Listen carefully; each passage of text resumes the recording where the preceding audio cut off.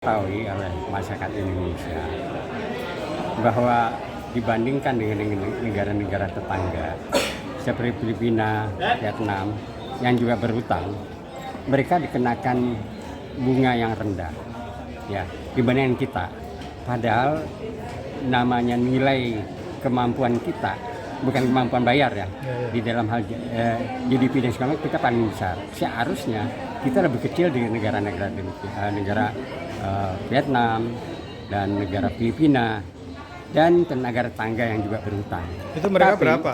Suku bunganya berapa? Mereka 4%. 4% Ya.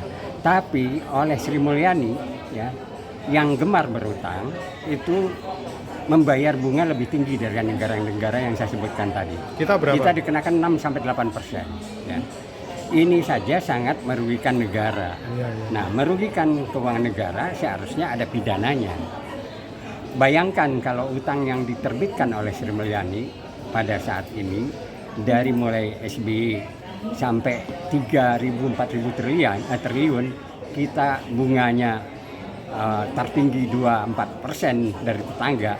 Itu kerugian negara kita itu harusnya dipertanggungjawabkan. Ya. Dan seharusnya memperkaya ya, katakanlah negara penghutang itu juga diperkaya dengan bunga yang tinggi ya, itu merugikan kita, itu juga ada pidananya ya. Nah, ini yang harus diketahui oleh masyarakat ya. Jadi bukan sekadar utang yang besar sampai mencapai 7.000 triliun saja, tapi bunga yang besar itu juga merugikan negara ya. Itu benar-benar dosa yang dibuat oleh Sri Mulyani sebagai bendahara negara atau Menteri Keuangan. Tentang tulisan Pak Safril soal boikot bayar pajak, bagaimana ini? Saya tidak meminta boikot pajak, tapi saya meminta sesuatu yang bijak. Ya.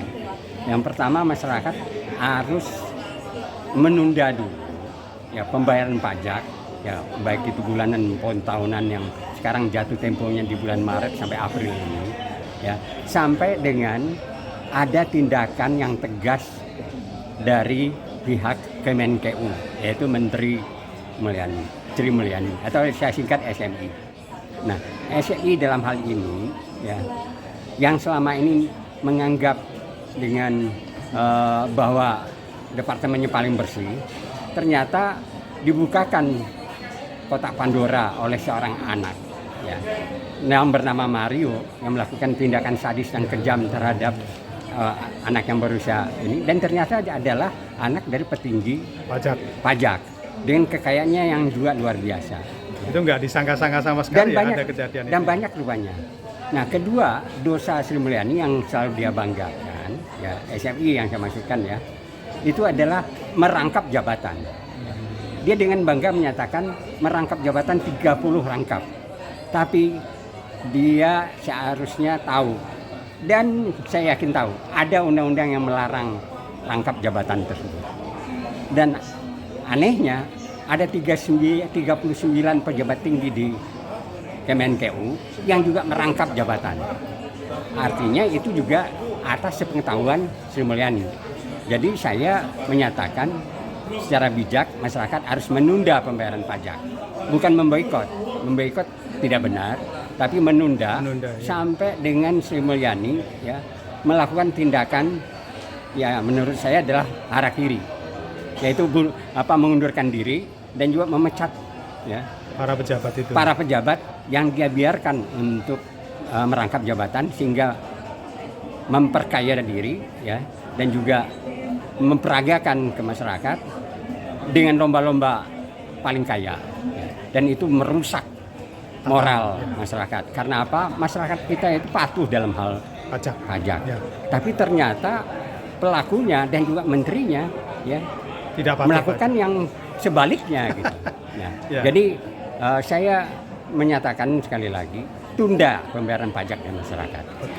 Sampai dengan tindakan itu. Dan perlu juga dicatat, Menko Polhukam Mahfud MD juga menyatakan dengan kesal ada 300 triliun ya dana yang tidak jelas di Kemenkeu, dan itu tanggung jawabnya juga harus tegas.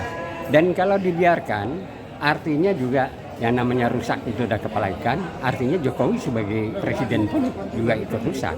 dan harus Presiden ya. Jokowi kan sebelumnya pernah mengimbau atau menegaskan bahwa pejabat atau pembantu dia tidak boleh merangkap jabatan. Itu gimana implikasinya kalau sudah mengimbau Ya tapi artinya kan dibiarkan? tidak selaras dari ucapannya dengan tindakan yang terjadi. Itu kalau demikian nanti kan munafik. Secara agama juga ada risikonya, ya kan? Nah, secara kenegaraan, ya kalau melanggar undang-undang ya dengan sengaja itu juga ada risikonya, itu impeachment, dimakzulkan oleh rakyat. Terima kasih Pak Safri. Terima kasih.